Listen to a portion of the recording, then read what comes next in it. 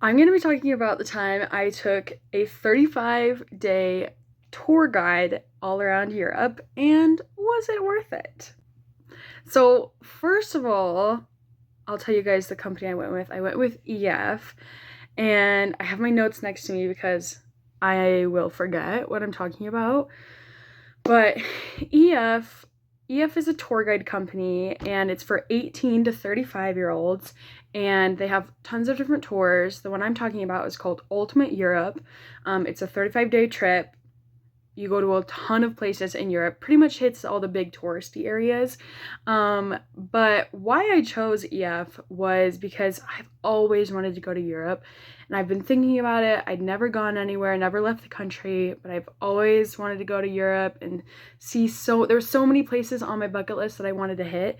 So I was like, if I'm gonna go, I'm gonna go big or go home, and I went big. So I picked, this is one of their biggest, if I think they have a trip that goes all around the world. This is like, I think the second or third longest trip that they have at EF. It's 35 days. And why I chose EF was, first of all, they have payment plans, so you don't have to just drop a chunk of money all at once to be able to go on this trip. So that was the first thing that I really loved. Another thing was they have tour guides, and since I've never left the country before, I was traveling solo, I was a little nervous about doing all that myself, and I didn't know what I was doing. So they have tour guides, payment plans, and this particular trip was hitting a lot of the places that I wanted to go to. Another great thing is they book the flights for you most of the time. There is some different ways that you can book your own flights, but if they book the flights for you, you can also extend your trip after or fly in before and then meet up with the tour group. Like, there is some leeway with the trips. So because I was gonna go big or go home, I was like, I'm gonna stay longer than the 35 days. I ended up staying 60 days in Europe, and what I did was the 35-day tour trip, and then I stayed an additional 25 days after, but they helped out with transferring from the EF trip to that trip. So for this tour overview, if you go on EF website, you can see like the itinerary, they lay it out. There's a picture of the map and where you would go. When I took this trip, so I took the trip a little bit ago. If you go on and look at the picture now, like with the map, it is slightly different from when I went on it. So I'm not sure how often they are updating this trip, but it is 99% the same destination wise. There's only like one thing that is no longer there that I did. So then in the detailed itinerary that they give you on the website, they also have like what you do each day, how you're getting there, what your transportation is like, and also some additional excursions that you can take on the trip. Destination wise, 99% the same. Excursion wise, a little bit different.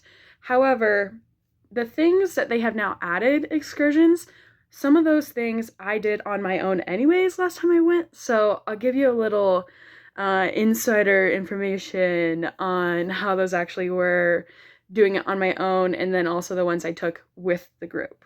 Okay, so this trip starts in Barcelona. You fly into Barcelona, and then from Barcelona, you go to Paris, then London, then Amsterdam, then central Germany, Prague, Munich, Swiss Alps, Venice, Florence, Rome, Athens, Paros, and then you go back to Athens to fly home. But those are like all the main cities that you're hitting. There are a couple little stops along the way that you hit like in between cities. So for example, like the first place you go to, Barcelona, again, if I keep looking over, I've got notes. Barcelona is where you fly into. Okay, so like when you fly into Barcelona, you will meet you'll usually either you're on the same flight or you land with around the same time as a bunch of other people in your group. So they'll say meet at this spot and meet up with some of your people, and then there will be somebody who works for EF, not not particularly your tour guide, but somebody else will come meet you and they will transport you from the airport to wherever you're needing to go. But so, and then from each city, mostly we were on a bus, and it was like one of those big charter buses, like very big, very spacious. Our group was about 40 people. So full bus, but still like plenty of room. There were a couple extra empty seats, so not a big deal. A big difference from when I went to now is it has from Barcelona to Paris is like the biggest trip, not with like a plane or a boat or whatever. We took our bus. This has you on a train. So from Barcelona to Paris, we did make a stop in central France, but because now it's on a train, you won't do that. The transportation though was really good. Like I was worried about us being on some janky school bus the whole time. Not the case. The buses that you ride are top quality, and there were a couple times, there was one time we rode a train, and then we did have a couple flights, and then also a ferry from London to Amsterdam, and then flights from Rome to Greece, and then obviously the flights to and from. They're good airlines, they're good flights, like they don't put you out for the transportation. Like one of the big things for EF is you are paying for convenience.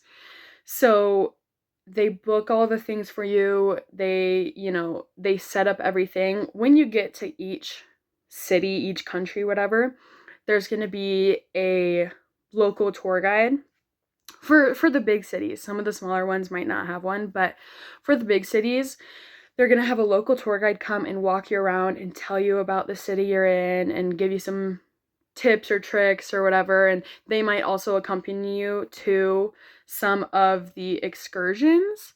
So like example, when we landed in Barcelona, our local tour guide gave us, that one was a bus tour for most of the time. We did get out of the bus, walk around a little bit, but depends on the city you're in. But Barcelona bus tour, we drove around the city. He told us like fun facts, stuff about the city. And then if you were doing the excursion for that day, which is the Sagrada Familia, he was also the tour guide for that excursion. Okay, this is going to lead us into the excursions themselves. Like I said before, some of the ones I went on before are not on the one now, and they've added some things. One that still is the same and one I would highly recommend going on is the Sagrada Familia in Barcelona. Sagrada Familia is like, it's incredible, and it's just like, you just kind of have to see it in person. Don't quote me on this. They've been working on it for years, and it's not supposed to be finished for years to come, but it's definitely a sight to see. And I would recommend that. All of these excursions do cost an additional amount besides what you're paying for the trip. Some of them are worth it. Some of them I don't think they are. And we'll go through those. But Sagrada Familia definitely would. There was a lot of excursions that I personally was like, I don't need to go on them because they centered around like alcohol or like, things like wine tasting or like learning how to make a certain alcoholic beverage. And I don't drink personally, so I was like, I don't need to go on those. Or things that were like a food tour or additional tour around the city. And I was like, you have to value the price point and what you look for in a vacation. If some people are going to like try all the cuisines in each country, then a food tour is going to be great for you. If you're somebody who's like, I just want to hit the big ticket items, I have pre-bought all of these ticketed things, great, do those things. If you're somebody who just wants to go and hang out with the group, I would recommend going to all the excursions, because there was one excursion that I didn't pre-book. It was in Barcelona. It was a paella and it was an alcoholic beverage. What's the one? An Aperol Spritz? Sangria? One of those. I don't drink. But you learned how to make both of those things. And so originally I didn't book it because I don't drink. I was like, I don't need to pay to learn how to make something that I'm never gonna consume. And then the day of or the day before the actual excursion, the tour guide was like, oh, there's still some spots if some people want to pay in person, like right now, to go on it. Sometimes that will happen. So I was like debating. I was like, I was hanging out with the group. I was like, I'll just go hang out and see how it was. Turned out being one of my favorite excursions. The people who are in charge of the excursions are great. You know, hanging out with the group was great. Since I was a solo traveler, it was fun to just meet everybody. It was still the beginning of the trip. You know, it was just a good time. So like those things will happen. You might have some opportunities to jump on an excursion later on in the trip, but just, you know, you can still pick and choose. In Paris, the excursion that I would definitely recommend is Versailles. Versailles is like a sight to behold. I would say it's a bucket list item. I'm somebody who loves architecture and looking at like really ornate things like that, and so getting to go inside Versailles was great. And Versailles is one of those things, like a lot of these tour guide excursions are gonna let you jump lines. So if you're like, oh, I can just visit, I have this planned out, whatever, I can go to Versailles a different time, I would still recommend going on the excursion, because since you're with a tour guide, you can get into things quicker, or like, you know, have a more timely manner into getting things. Same thing for when you go to the Vatican in Rome. Like, you're going to be able to get in quicker versus if you just went by yourself and waited in line. One of the excursions that is now added on, wasn't available when I was booking the trip, was in Paris. There's a Disneyland day trip, and let me tell you, I did the 35 days with EF, and then I stayed an additional 25 days where I went back to certain cities and then also went to some other cities that I didn't go to. It just stayed longer in those places. For example, I went back to Paris for a whole nother week, and in that week I went to Disneyland Paris because I want to go to all the Disneyland. So if I'm in Paris, I have to go to Disneyland. So if you're somebody who's like me, who loves Disneyland and loves to travel, this may be something you want to do. However, do note that it will probably take up a day of your time. And, you know, be aware with that. I wanted to specifically go back to Paris because Paris has so much in it, and it's a huge city that has all these different things. We were there for 3 days with EF, and then I went back for a whole nother week, and there was still things that I was like, I wish I had time to see this. So you do have to plan out the things that are most important to you a little bit, and maybe consider extending your trip or taking another trip with EF. That is always an option. But Disneyland Paris is very cool. If you like Disneyland, I would recommend going there, but you do kind of have to decide what is most important to you because you only have a couple days there. Next excursion is going to be in London, the London Eye and Tea. This was pretty fun. A lot of people say that the London Eye is overrated and they wouldn't recommend going to it. I, however, think this excursion was very fun because you do get to see London from a different perspective. You get to do that typical touristy thing, the London Eye, but then you also get like a full tea spread. Is that the word I'm looking for? I don't remember. What we did, they might have changed it, but I'm sure it's the same vibe, is there was like a ferry. We went on the London Eye and then we got on the ferry, and then you had like a whole afternoon tea spread thing on the ferry. And that was very fun. That was very cool. I would recommend doing that. And then they have another one that in London that is an international food tour. This is what I'm saying, like, if you're somebody who wants to try all the food in all the areas, like, this might be for you.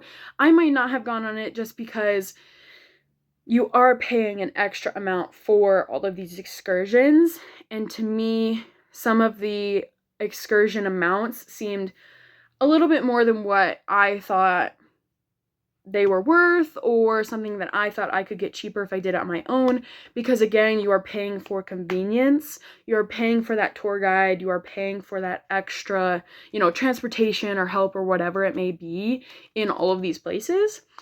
So that one might be, depending on what you like to do, kind of similar, this next one in Amsterdam is going to be the stroopwafel making workshop. This was not available on my trip, although I probably would have taken it if it was.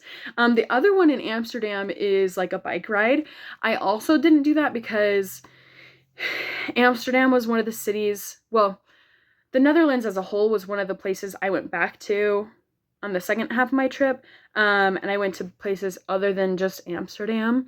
But my grandparents were also in in Amsterdam at the same time, so there was a lot of things I went and hung out with my grandparents while the tour group was doing other things. But stroopwafel making course is probably a cool thing you couldn't see other places normally, like a food tour or a bike ride. Just depends again on what you're valuing and what you really want to see in all these places. Excursion in Munich was the Dachau Memorial Site. Every single person who went on this said they loved it. It was a great experience. Some people, had personal ties to it or whatever. Again, that would be like a case-by-case basis probably for you, but yeah, it just depends. And then the next official excursion would be the Swiss Alps adventure. I personally didn't go on this one because I live near mountains and I just I didn't really care to go on it. Maybe if I went back I might do it. It was just, I don't know, it just didn't really appeal to me. But there were some other cool things that you could do in the Swiss Alps. We took like a horse-drawn carriage ride and other things like that. And then as you're going in between these cities, you will hit little cities along the way, like I was saying. So they're just, you kind of have to plan out what you want to do beforehand. Next excursions, also ones that weren't available when I took my trip, were in Florence. They had wine tasting and like a market experience, and then also a pasta making class. I did not do a pasta making class. Again, it wasn't available when I went. Like, I didn't do it with the tour guide, but I did take like a pasta making class when I was in Rome, just like on my own. Me and a couple other people from the tour group just booked one, and it was super fun. I already knew how to make pasta beforehand, but the experience of being in Italy and having somebody from there teach you like all their tips and tricks was super fun. I would recommend that. That is something I would go back and do again. Oh my gosh. Also, they have a pizza making class excursion in Rome. So that would be along the same lines of, I would recommend those ones. Then we go to Athens. This is one that also wasn't available when I went, was a night out in local Athens. So like that would be like if you're a party person, you might want to do that. When we were in Athens, they had like a full boat trip day, and that was the one I was most excited about. You would get to go hang out on a boat and see all these little islands in Greece all day, and it did get canceled the day of. So those do happen. Like, things like that can happen. Your excursions, things can happen. Tour guides can get sick. That's what happened for us. All the people who manned the boat got sick. But nonetheless, whatever excursions you pick, you're gonna have a great time. You also have a ton of free time. There'll be layout like you have the walking tour, and then you have this, or you have your set excursion. But there's also just chunks where it's like free day, or like, so you can plan out things that you want to do on your own, and pick and choose what you want to do and make this your own. Even if you're like, I've got something booked, I've got these things, you don't have to go on those walking tours, or you don't have to hang out with the group at all if you don't want to do that. EF is super flexible. Okay, so like I've been mentioning, you'll have a tour guide with you the entire time. I know there's like helplines you can call if you get stuck places or whatever, numbers. You will also have the number and or like a way to communicate with your tour guide the entire time. And like the one I had was super nice. He would help you like accommodate things in whatever way you needed. Every place you stay, all the places we stayed, I think all except one, were like all hostels, but all really nice hostels. Your roommate situation, I went on just like the essential. When I went, they didn't have the option to upgrade to plus, plus is like where you can pay an extra amount if you like go with your best friend or like a partner and you want to like stay in a room just with you guys. But you have, even if you don't do that, our tour guide let us pick our roommates and all that stuff. So if you like become best friends with people on the tour, then you can choose to room with them. And so the tour guide is super nice. The excursions are great. You can pick and choose and what to do. And EF really caters it to you, but lets you make it your own. So the big question, was it worth it? I would 100% recommend EF. I have gone on trips with EF after this one, and I have recommended it to other people, and I would keep recommending it unless something crazy happens, but I don't doubt it because they're clearly good at what they do. They have tons and tons and tons of different trip types, different locations, different types of trip, like if you want just like luxuriously on the beach, or if you want like super active hiking trips, like they've got everything in between. And the payment plans make it super easy and convenient to be able to afford these trips. And it's just I went by myself and I met some great people, and if you want to go by yourself, amazing, great, but you can also go with friends or family or whoever, and they make it super easy to do that. And then also, like I did, if you want to extend your trip or go beforehand, that is also super convenient. If you are like, oh, I could go to Europe for less than this trip is and do all the same things, probably true. However, you're paying a little bit for convenience.